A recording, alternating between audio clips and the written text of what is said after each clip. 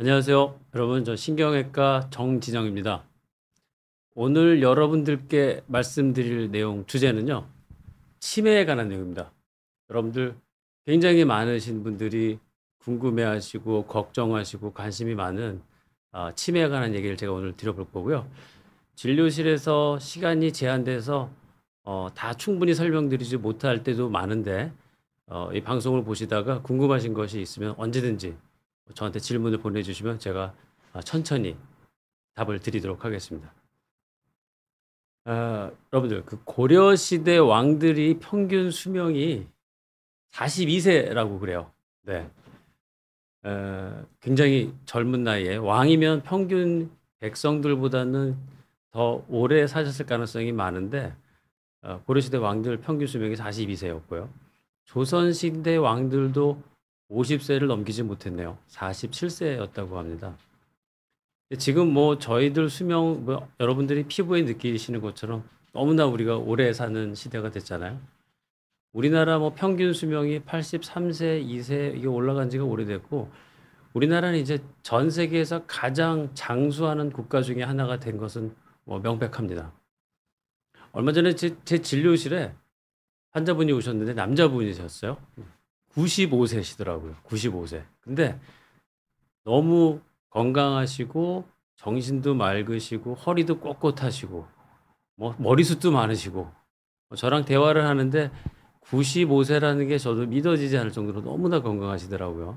예. 그래서 이제 진짜 90세 이상 우리가 100세 뭐 90세, 100세 사는 것들이 아주 일반적이고 흔한 일이 돼 버린 것 같아요. 점점점 더 그런 것들을 피부에 또 더운 저는 진료실에서 여러 환자분들을 뵈면서 더 많이 느끼는 것 같습니다. 근데 이렇게 우리가 수명이 길어지게 되면 당연히 어떤 피할 수 없는 것이 있습니다. 바로 질병이죠. 어떤 병들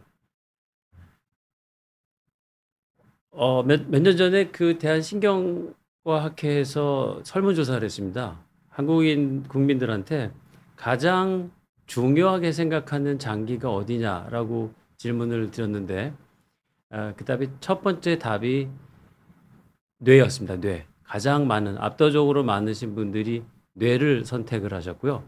두 번째가 심장입니다. 뇌나 심장 다 우리 생명과 직결되는 그런 장기라고 할 수 있죠. 예. 그다음 이제 한참 떨어진 순위로 폐나 간 이런 것들은 아마 이제 우리가 폐암이나 간암 같은 것들을 걱정하셨을 거예요. 심장은 이제 뇌 혈관의 병들이 주로 생기는 장기죠.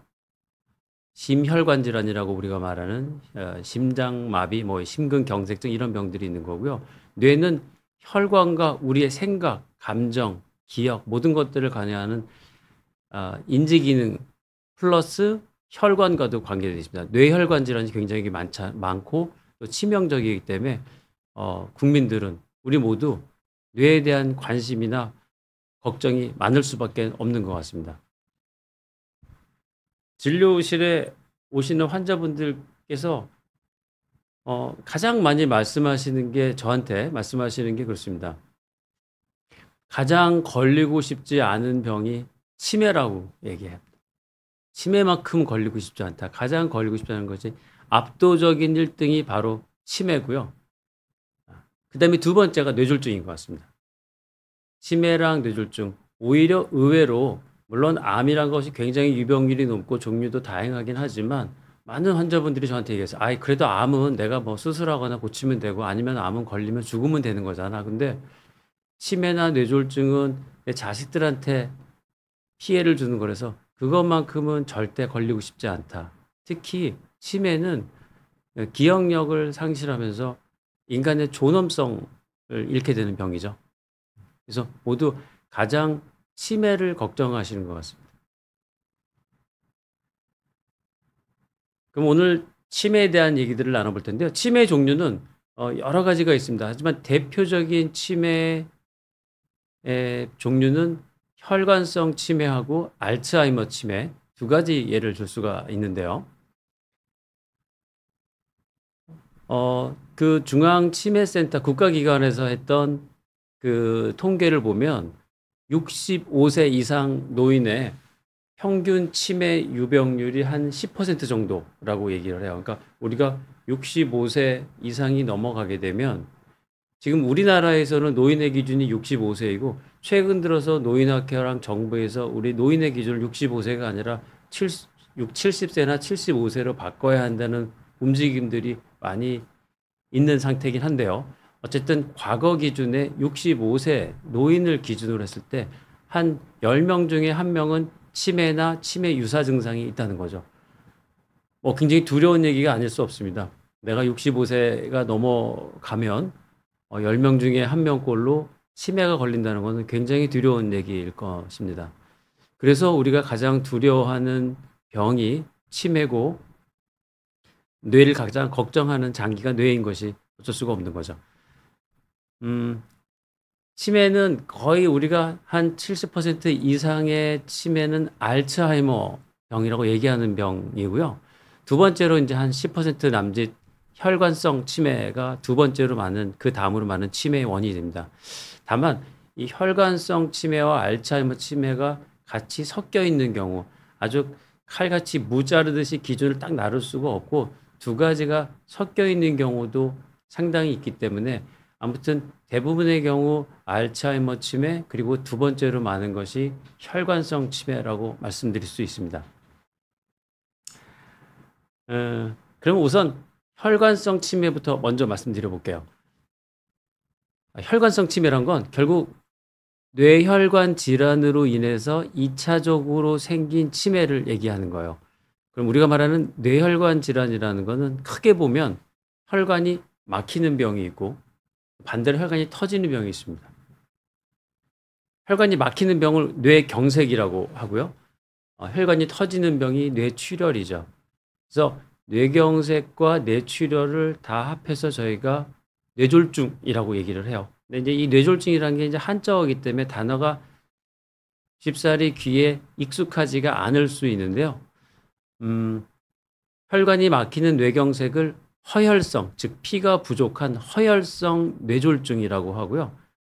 터지는 뇌출혈을 출혈성 뇌졸중이라고 합니다. 그래서 뇌졸중이라고 얘기하는 것은 혈관이 막히는 뇌경색, 뇌출혈. 다만 그 나타나는 증상은 두 가지가 비슷하거나 헷갈리실 수 있습니다. 그래서 많은 환자분들이나 일반인들이 뇌졸중, 뇌경색, 뇌출혈을 조금 혼돈하시는 경우들이 많은데요. 왜냐하면 뇌경색이나 뇌출혈이 생기면 대부분 생기는 증상이 한쪽 편마비, 한쪽 팔다리가 마비가 되거나 언어장애가 생기거나 말이 어눌해지거나 이런 증상들이 겉으로 나타난 증상은 굉장히 유사하기 때문에 뇌경색과 뇌출혈을 혼동하시는 경우들이 많습니다. 아무튼 이러한 뇌혈관에 생기는 뇌혈관 질환을 저희가 뇌졸중이라고 얘기를 해요. 이 혈관성 치매의 특징은 보통 알츠하이머 치매의 경우는 보통 초기에 주로 기억력이 떨어지는 기억력 감퇴가 나타나면서 아주 천천히 점진적으로 진행을 하면서 전반적인 인지 기능이 떨어지거나 아주 심해져서 말기에 가게 되면 어떤 이상 정신 행동 증상들이 나타나는 경우가 생기고, 비교적 알츠하이머 병은 일정한 패턴을 보입니다. 근데 혈관성 치매는 이 원인이 되는 뇌혈관, 즉 막히거나 터진 뇌혈관 부위가 뇌의 어느 기능을 담당하는 부위냐에 따라서 증상이 나타나는 양상이나 또 증상이 나타나는 속도도 비교적 빨리 급격하게 나타날 수도 있고, 또 기억력이 깜빡깜빡하는 그런 기억력 저하 말고 뭐 말을 잘 못하거나 뭐 계산을 못하거나 어떤 판단력을 길을 못 찾는다든지 어떤 다른 특징적인 인지 기능의 저하 증상이 두드러지게 나타날 수도 있습니다.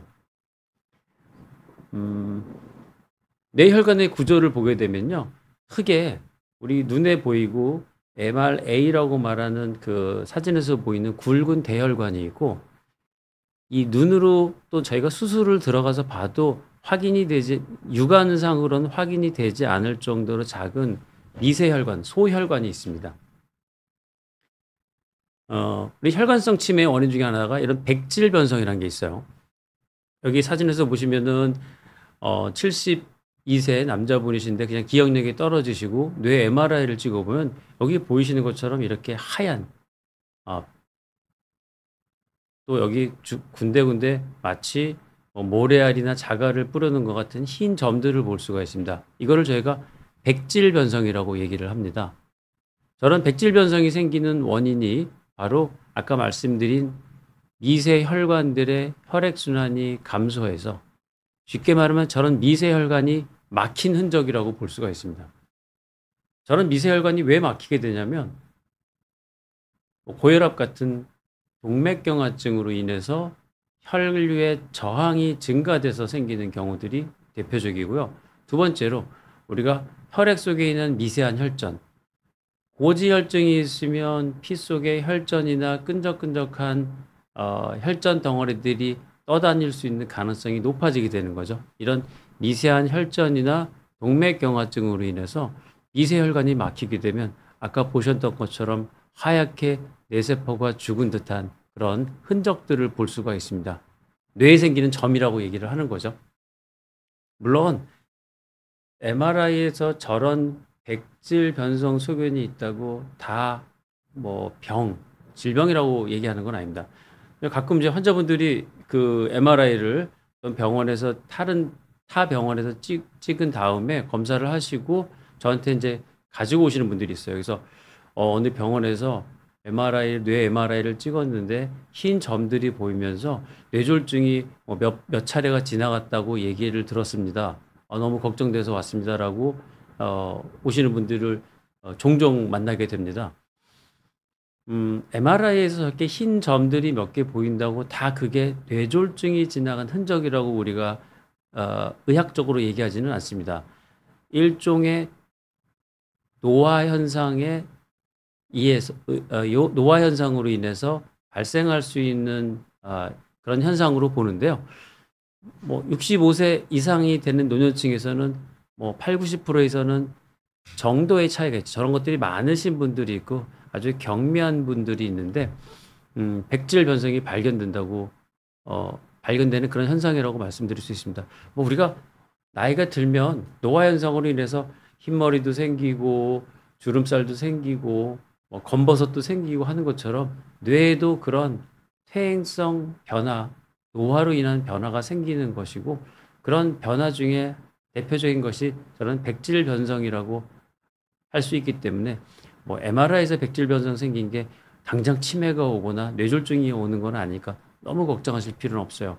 다만 비교적 젊은 나이에 50대나 60대 같은 비교적 젊은 나이에 MRI상에서 백질 변성이 관찰된다면 그런 경우는 저런 것들이 생길 만한 원인이 뭐가 있는지를 빨리 파악을 하셔서 더 이상의 백질 변성이 생기지 않도록 예방하시는 것이 중요합니다. 그럼 저런 백질 변성이 막 심해지면은 어떤 병에 걸릴 수가 있나요? 이론적으로는 저런 백질 변성들이 점점점 많아지고 심해지면 결국은 어쨌든 저런 흰 점으로 보이는 자리들은 미세한 뇌세포가 괴사된 흔적이라고 볼 수 있기 때문에 뇌는 자꾸 손상을 받는 거죠. 저런 것들이 심해지게 되면 좀 더 굵은 혈관이 막히면 뇌졸중이 되는 거고요. 저런 자잘한 점들에서 뇌손상 부위가 점점 많아지고 누적이 되다 보면 우리가 소위 말하는 혈관성 치매도 올 수가 있는 겁니다.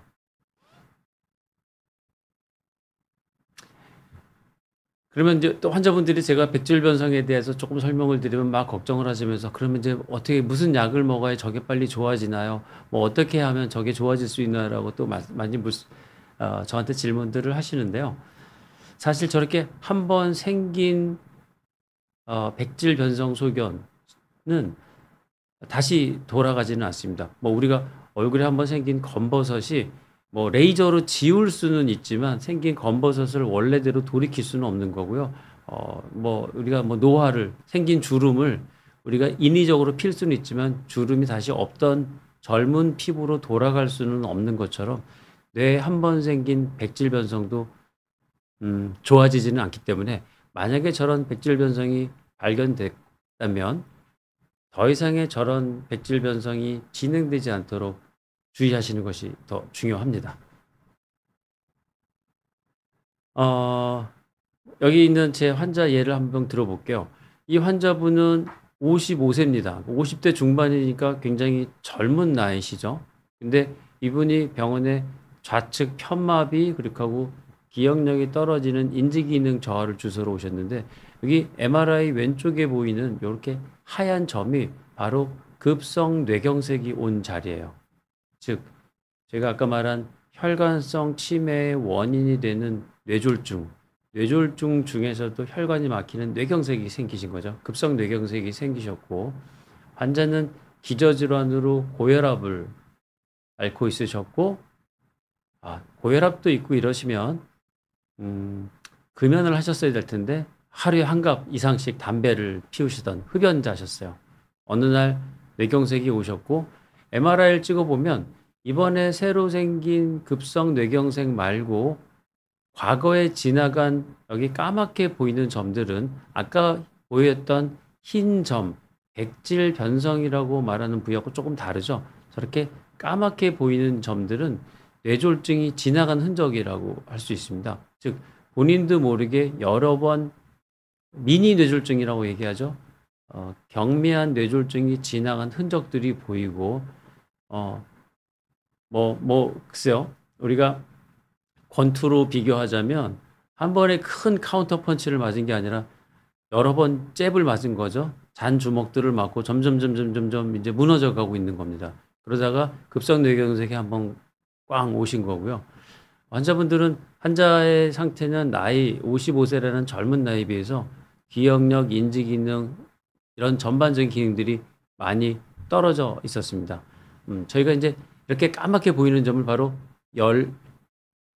뇌열공 경색이라고 얘기를 하는 그런 소견이죠. 네.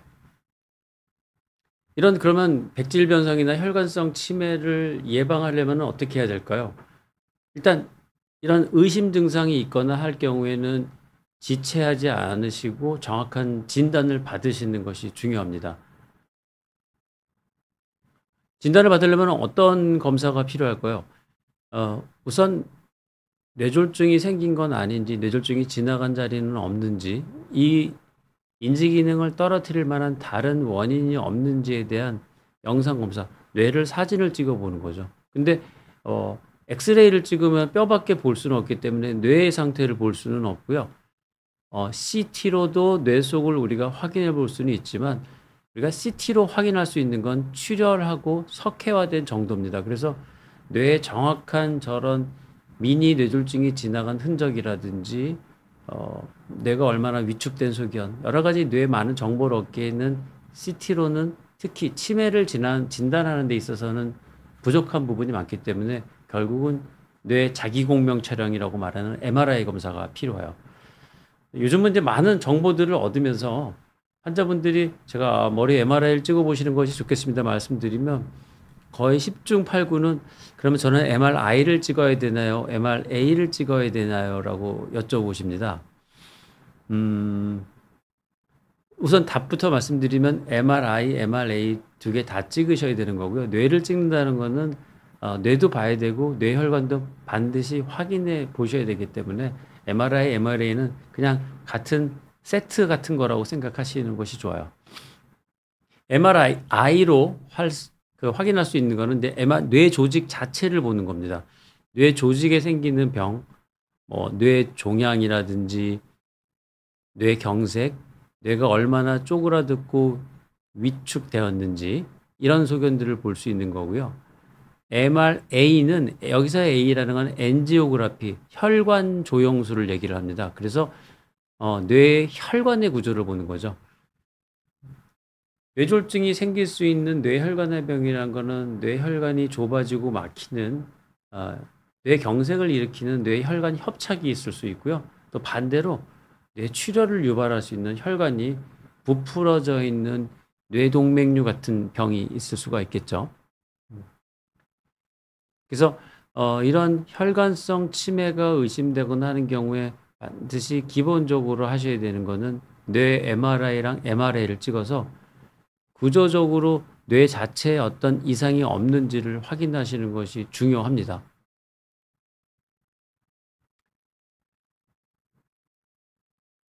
오영도 님께서 질문을 주셨습니다. 저는 만 60세시고 작년 10월 건강검진 때 뇌 MRI와 MRA를 찍었는데 좌측에 열공경색 의심 소견이 나와서 신경이 쓰이네요라고 말씀을 하셨습니다. 그 열공경색이라는 거는 그 뇌에 생기는 미세한 혈관들, 즉 뇌의 중요한 부위를 먹여 살려주는 영양동맥이라고 말하는 그 혈관이 막히거나 터지거나 했을 때, 특히 그러니까 혈전 같은 걸로 막혔을 때 나타나는 소견이고, MRI를 보면은 까만 점으로 나타나는 그런 부분을 말씀드립니다. 60세시면 아직 젊으신 나이라고 볼 수 있어요. 만 60세시면.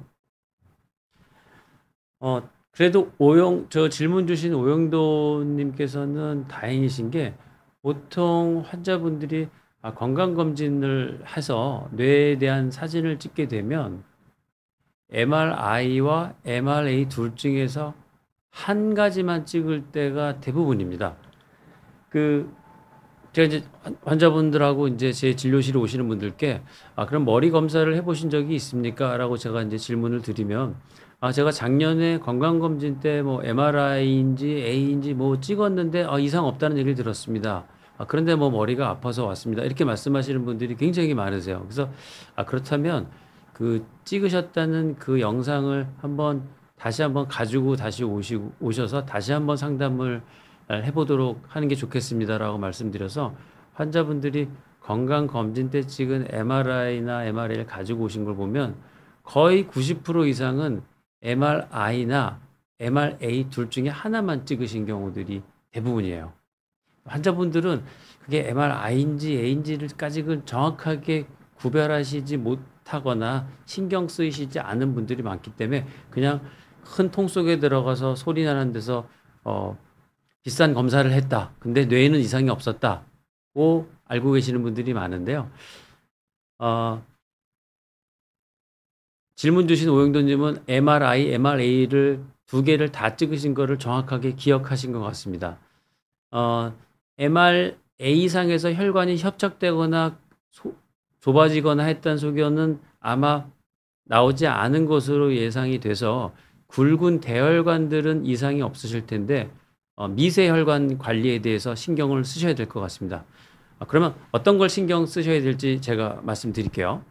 이러한 백질변성, 혈관성 치매, 그리고 저런 열공경색 소견 같은 것들을 예방하기 위해서, 즉 뇌혈관으로 생기는 혈관성 치매를 예방하려면 다른 알츠하이머나 다른 치매에 비해서는 그래도 우리가 예방할 수 있는 병이라고 할 수가 있는데요.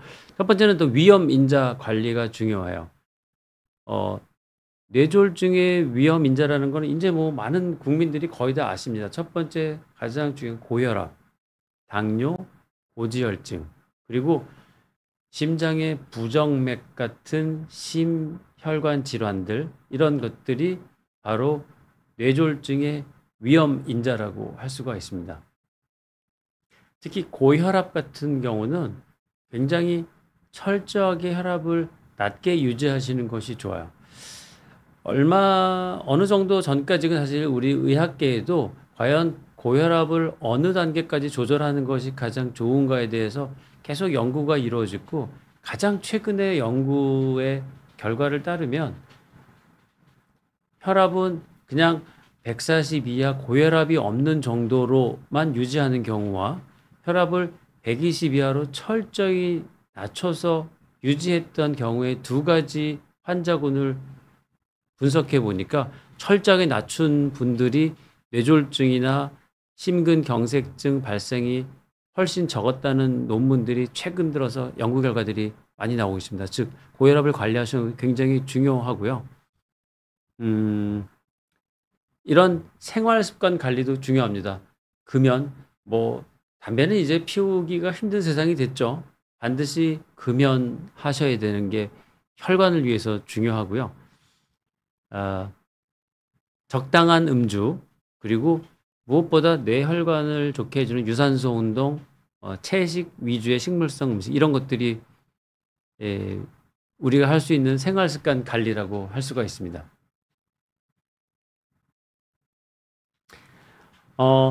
질문을 좀 보겠습니다. 감자칩 매니아 분께서, 사실 감자칩은 우리 혈압이나 당뇨, 고지혈증, 뇌졸중에 우리가 원하지 않는 음식이긴 한데요. 네.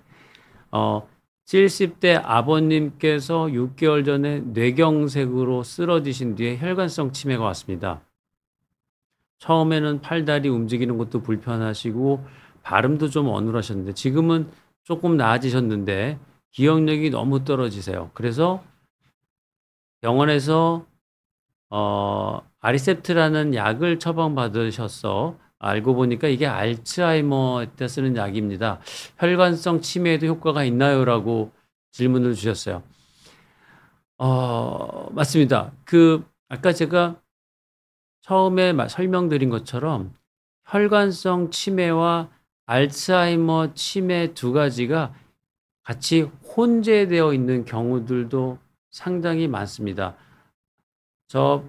처방받으신 치매 약은 베타 아밀로이드라는 물질을 줄여주는, 즉 알츠하이머에 쓰는 약인 건 맞습니다. 근데 환자분께서 뇌졸중, 뇌경색을 앓으신 다음에 혈관성 치매 부분이 확 생기셨고 전반적으로 뇌 기능이 나빠지고 움직임도 없어지고 하면서 알츠하이머의 어떤 그런 컴포넌트도 뇌 속에서 좀 더 빨리 생기셨을 수 있습니다. 그래서 혈관성 치매를 직접 치료하는 약은 아니지만 알츠하이머 70세 이상이시면 우리가 말하는 일반적인 베타 아밀로이드라는 물질이 점점점 뇌 속에 쌓일 수 있을 나이시기 때문에 저 약을 같이 처방받으시는 것은 환자 아버님께 좋을 거라고 생각이 됩니다. 그래서 그 약을 꾸준히 잘 복용을 하시고 다행히 뇌졸중이 6개월 정도 재활 치료하시고 많이 좋아지신 것 같은데 한 1년까지는 더 많이 좋아지실 수 있으니까 뇌졸중 재활 운동도 열심히 하시기를 당부를 드립니다. 홍서희 님께서 질문을 주셨습니다.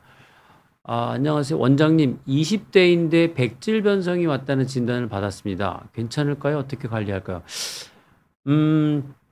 홍서희 씨는 제가 좀 같이 사진을 좀 봤으면 좋을 것 같아요. 20대에 백질 변성이 온다는 거는 일반적이지 않기 때문에요. 진짜 보이는 소견이 백질 변성이 맞는 것인지 아닌지, 만약에 그게 맞다 그러면 어떤 다른 혈관에 숨어 있는 병이 있을 수 있기 때문에 그 뇌혈관 전문의와 정확한 상담을 받아보시는 것이 필요할 겁니다. 즉 정확한 원인에 대한 파악을 좀 더 해보시는 것이 필요하고요. 그냥 본인이 관리만 하신다고 될 문제는 아니실 것 같습니다. 홍서희 씨께서는요.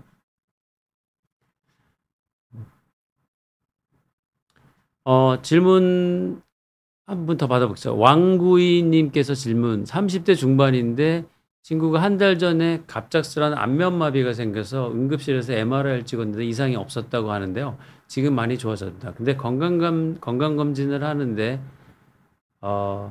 경동맥 초음파를 빼고 찍는 게 낫지 않을지 궁금을 하신 것 같아요. 뇌 MRI는 문제가 없었고 아직 젊어서 경동맥 초음파는 할 필요가 없지 않냐고 하는데 어떻게 생각하시는지. 기저질환은 30대 중반이니까 없으시겠죠.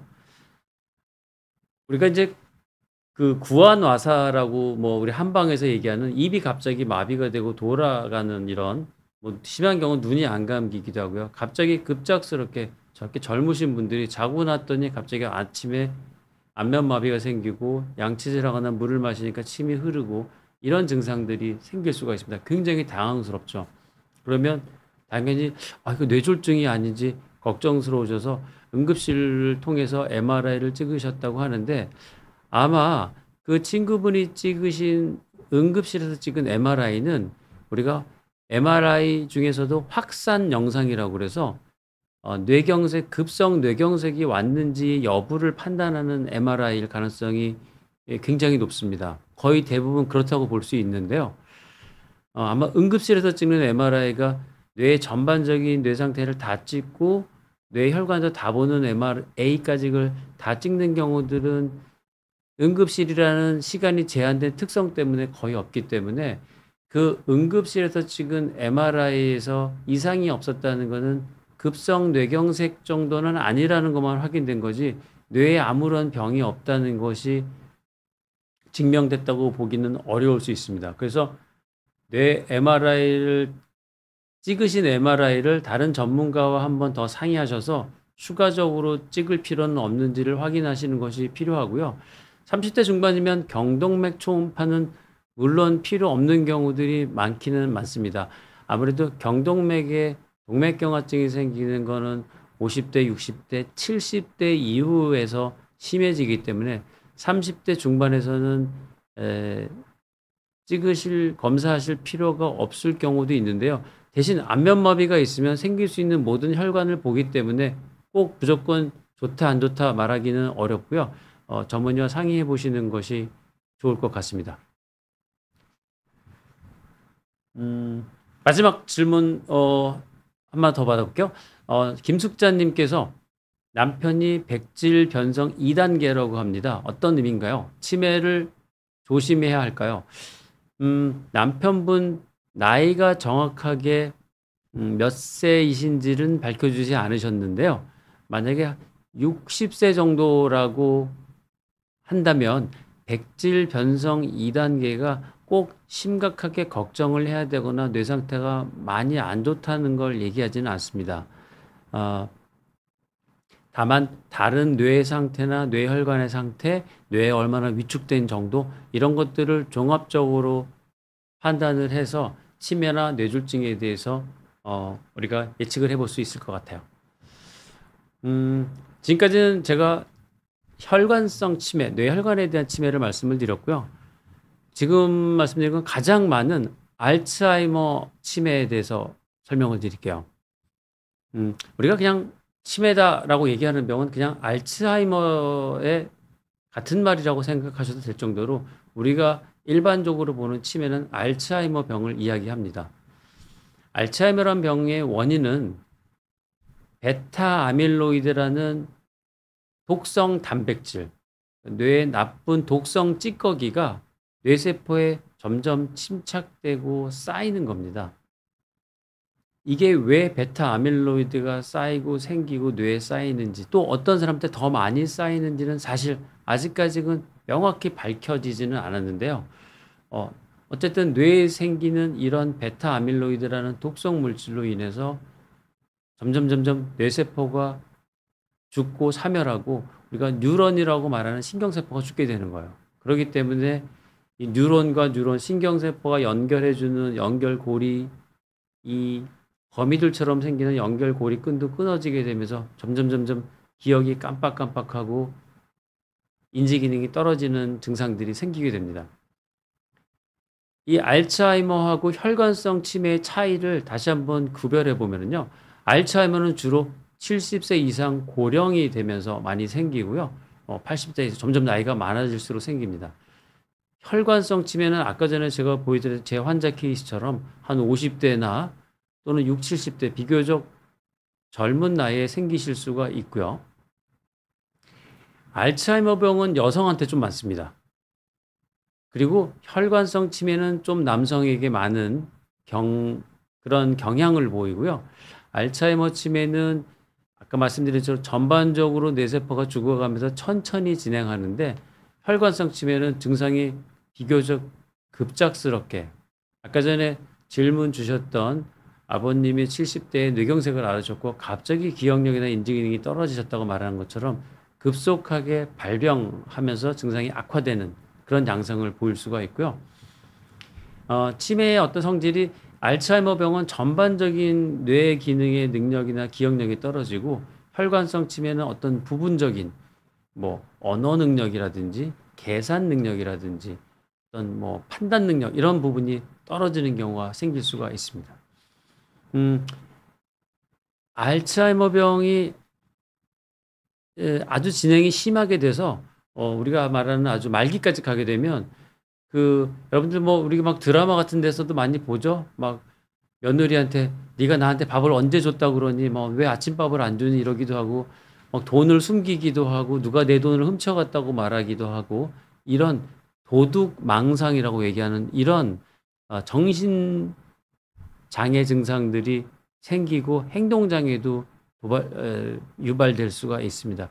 뇌혈관성 치매는 오히려 그런 정신 장애가 생기는 경우는 알츠하이머에 비해서는 많지가 않고 주로 자꾸 기억력이 떨어지는 건망증을 호소하는 경우들이 많아요.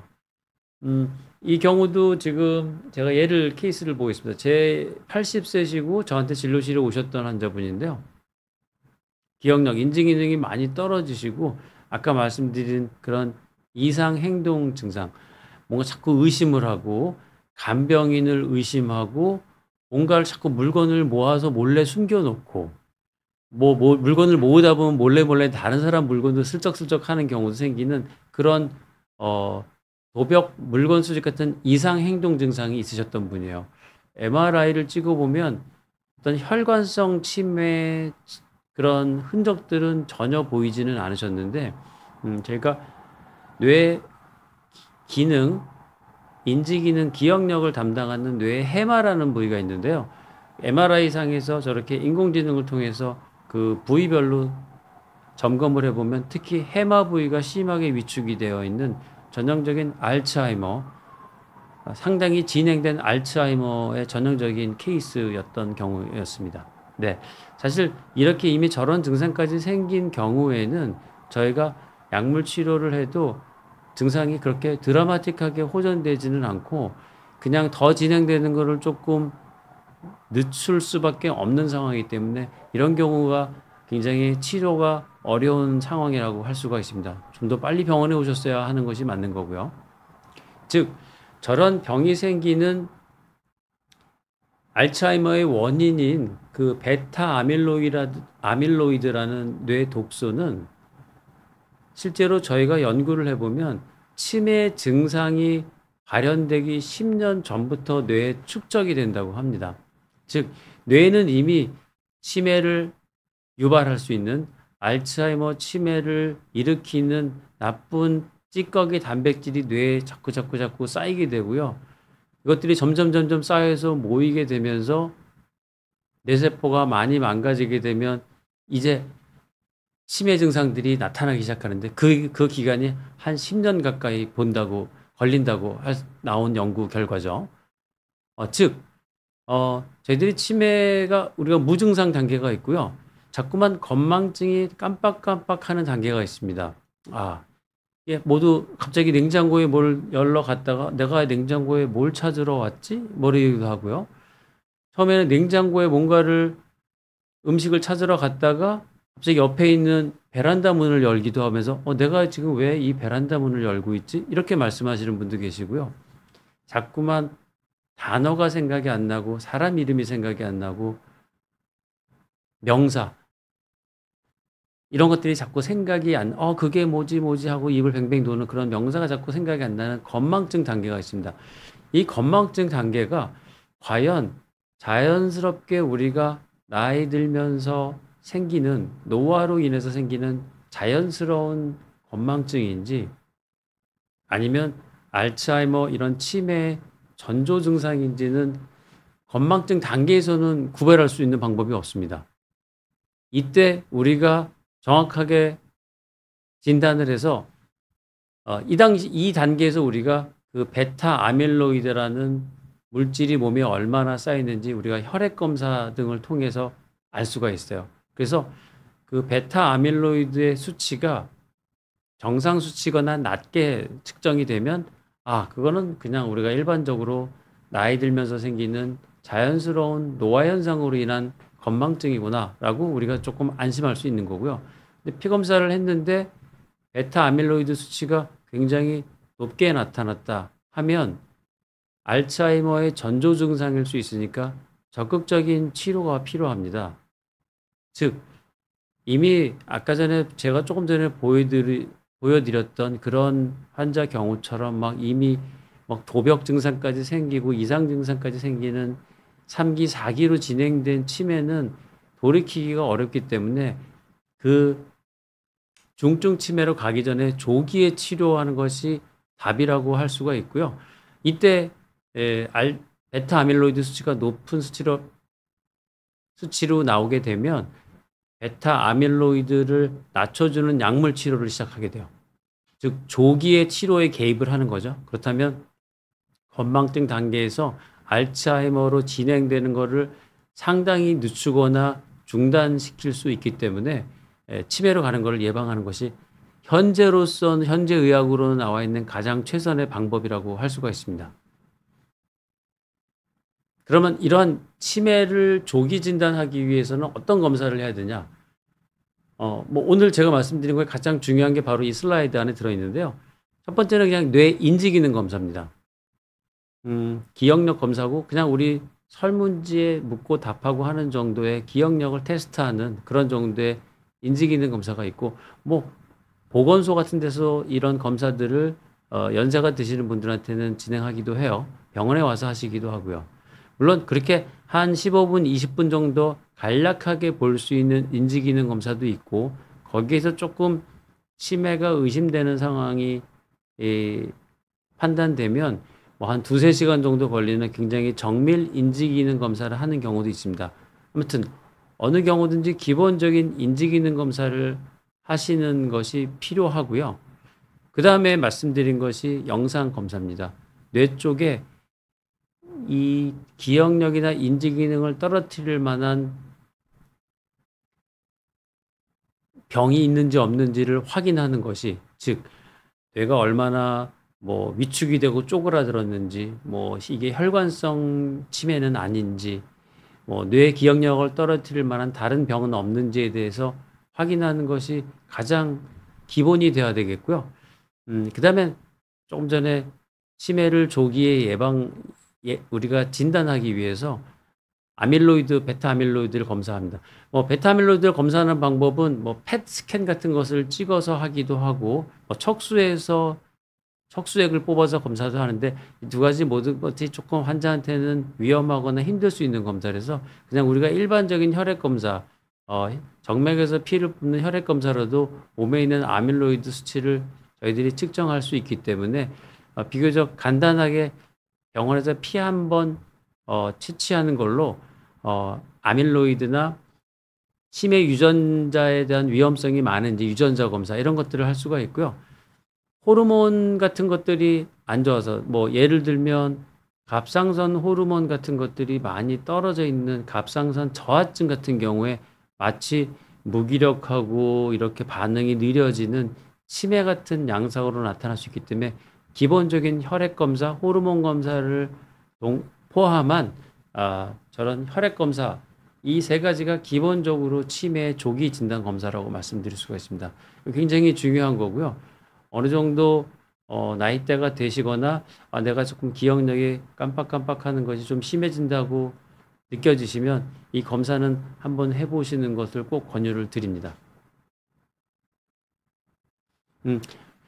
그러면 환자분들께서 말씀하십니다. 나 치매를 걱정되는데 꼭 MRI를 찍어야 됩니까? 이렇게 말씀하시는 분들도 있어요. 물론 우리가 치매는 MRI로 진단하는 병이 아닙니다. 아까 말씀드렸던 것처럼 여러 가지 인지기능 검사와 그런 여러 가지 행동, 또 혈액 검사를 통해서 나온 아밀로이드 수치라든지 여러 가지 혈액 검사의 수치, 그리고 거기에 더해서 뇌에 대한 영상, 뇌 속에 어떤 기억력을 감소시킬 만한 병이 있는지에 대해서 확인하는 이런 것들이 종합적으로 판단해서 뇌 전문의들이 최종적으로 진단을 내릴 겁니다. 이게 치매인 건지 아니면 약간의 인지기능 저하 정도, 초기 인지기능 저하 정도 수준인지 이런 경우들 확인할 수 있는데요. 지금 이 경우에 케이스에 보였던 사진에 보이는 걸 보면 그냥 누구나 보셔도 알 정도로 뭔가 머릿속에 뇌 속에 하얗게 보이는 덩어리 같은 것이 보일 겁니다. 이분은 78세셨고 인지 기능, 즉 기억력이 떨어지는 정도 증상이 있으셔서 치매를 진단받고 치매약을 2년째 계속 다른 병원에서 복용하고 계셨어요.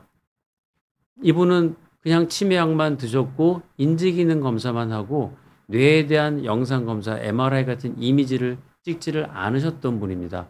증상이 그렇게 심하지 않으셨고 그냥 이 정도면 나이가 있으니까 생길 수 있는 정도의 치매 초기라고 생각을 하고 그쪽 병원에서도 그렇고 환자나 가족들도 어 치매약만 복용을 하셨던 것 같아요. 근데 저한테 방문하시기 전에는 그 증상들이 조금 더 심해졌고 한두 달 전부터 증상이 심해졌고 약간 팔다리 쪽에 힘이 약간 빠지는 느낌이 살짝 있다 해서 오셨는데 대화를 하거나 할 때는 굉장히 환자분 뭐 치매 환자로 느끼기 힘들 정도로 굉장히 말도 잘하시고 어 정신도 맑으셨어요. 그래서 그래도 한 번도 안 찍으셨으니 검사를 한번 해 봅시다 하고 MRI를 찍었는데 보시는 것처럼 굉장히 심각한 뇌종양이 나왔습니다. 이 종양은 굉장히 악성 뇌종양 상태인 거고 이런 걸로 인해서 기억력이 떨어지셨던 거죠. 즉 치매나 기억력을 확인하는 데 있어서 뇌 MRI 검사가 절대로 과잉 검사가 아니라는 걸 말씀드리고 싶어요. 또 하나 대표적으로 치매 유사한 증상을 나타내는 게 뇌수두증이라는 병이 있습니다. 뇌에는 이 왼쪽에 보이는 것이 정상적인 뇌 CT 사진입니다. 까맣게 보이는 마치 나비처럼 보이는 나비의 날개처럼 보이는 조 부위가 뇌실이라고 그래서 뇌에 있는 뇌 척수액, 맑은 물이 만들어지는 뇌 물주머니인데요. 이 척수액은 하루에 500cc씩 계속 만들어지고 흡수가 되고 순환되는 구조로 되어 있습니다. 근데 어떤 이유로 인해서 뇌 척수액이 잘 흡수가 되지가 않으면 또는 흡수되는 물 길이 막히는 상황이 생기면 물은 만들어지는데 흡수가 덜 되니까 우리 목욕탕이나 싱크대에서 우리가 이렇게 설거지를 했는데 만약에 하수도 물이 잘 안 빠지면 수도꼭지는 털어놨는데 물이 넘칠 수 있잖아요. 뇌 안에 있는 물이 넘치게 되는 머리에 물이 차는 뇌수두증이 생기게 돼요. 이렇게 조그맣게 납작해 보였던 나비가 아주 뚱뚱한 나비가 되어 있잖아요. 이거를 뇌에 물이 차는 수두증이라고 합니다. 그러면 어떤 증상이 생기냐면 기억력이 떨어지고 소변을 잘 실수를 하고 나중에 더 심해지면 걷는데 조금 중심이 안 잡히고 기우뚱거리는 이런 증상이 생기게 돼요. 근데 그냥 어떻게 보면 그냥 나이가 들면서 치매 증상이 좀 생기셨나 보다 하고 우리가 착각하실 수가 있는 전형적인 그런 치매 유사 증상입니다. 저건 간단한 CT만 찍어봐도 혹시 그런 머리에 물이 차는 그런 병이 우리가 치매로 오해하고 있지 않은지 확인해 볼 수 있기 때문에 이런 것들이 즉 뇌에 대한 MRI나 CT를 통해서 뇌에 대한 영상 검사를 해보시는 것이 치매를 진단하는 데 있어서 굉장히 중요합니다. 다만 치매는 자주 찍을 필요 없어요. 그냥 최초 진단할 때 한 번 정도 찍게 되고 다른 특별한 병이 없으면 그 다음부터는 우리가 뇌 영상 검사를 1년마다 한다든지 그런 경우들은 다른 병이 있지 않으면 많지 않기 때문에 반드시 최초 진단할 때 한 번은 영상을 보는 검사를 꼭 권유를 드립니다. 요즘에는 이 인공지능 AI라고 하죠. 인공지능이 발달하면서 MRI를 찍으면서 어느 정도 뇌가 얼마나 위축됐는지를 객관적으로 보는 이런 좋은 프로그램도 많기 때문에 치매 예방하는 데 굉장히 좋아졌죠. 네. 요즘에 젊으신 분들도 저 진료실에 많이 오시는데요.